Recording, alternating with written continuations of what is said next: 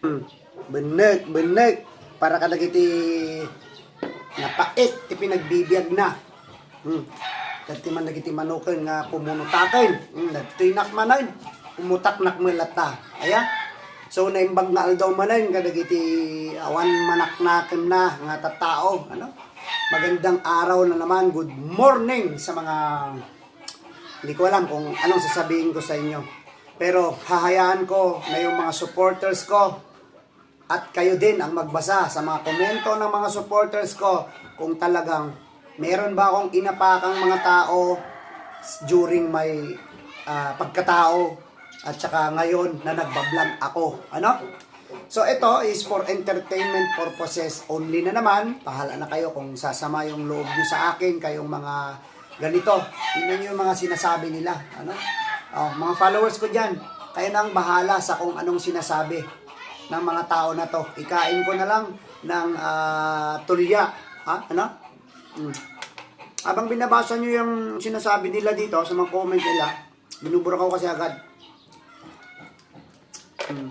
Para lalo pa silang manggagala ito. Ano? Tingnan nyo yung sinabi niya. Itong isa. So kayo na po ang humusga dyan. Basta ako, nag-enjoy lang ako sa pag-Facebook. Wala akong ginagawa sa inyo. Pero kayo, ang dami nyong sinasabi. Dami yung sinasabi kahit wala akong ginagawa sa inyo. Ay nako. Pero syempre dahil hindi tayo dahil hindi tayo pumapatol dyan, ginagawa na lang natin na content. So kayo na po mga idol, ang manghusga sa mga taong ito. Tingnan nyo. Tingnan nyo yung mga sinasabi nila sa akin. Meron at meron talagang mga tao na hindi mapakali sa buhay. No? Ano kaya kung manood na lang kayo? O kaya pumunta kayo sa ilog, kumuha ng tulya, kagaya ko. Pumunta ako sa ilog. Kumuha akong tulya. So, ayun. At ito pa.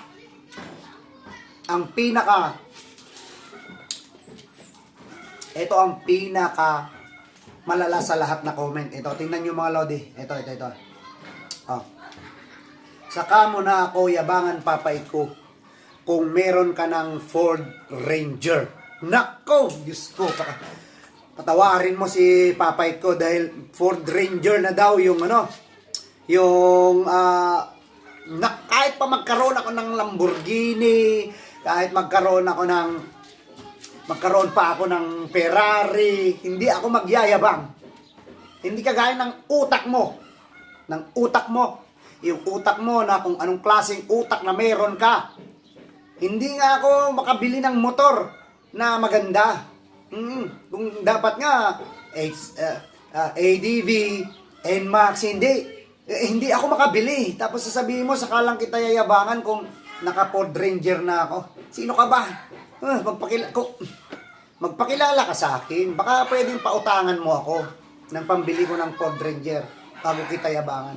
Actually, kahit ano man yung mararating ko o wala man akong nararating, hindi ako magyayabang kagaya mo. Kung ano man yung mga sasakyan mo, anong merong buhay na meron ka.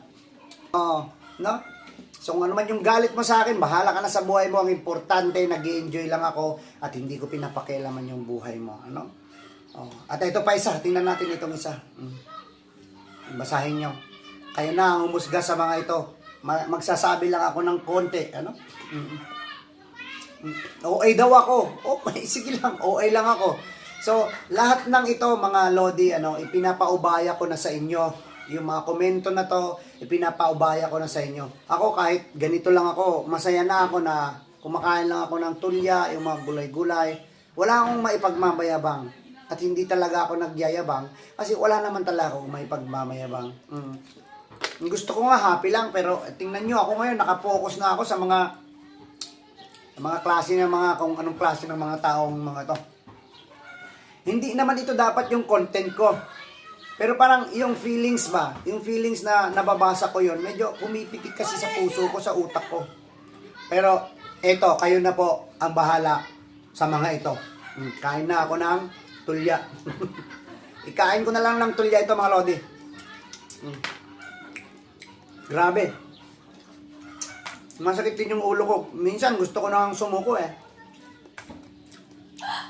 Kasi hirap din yung, mamaya ka yan, hirap din yung emosyon ko kung tutuloy pa ba ako kasi marami na akong haters. Pero sana okay lang. Mamahalin nyo din ako sa bandang huli. Tara, kain na tayo ng, ng tulya. Ang sarap.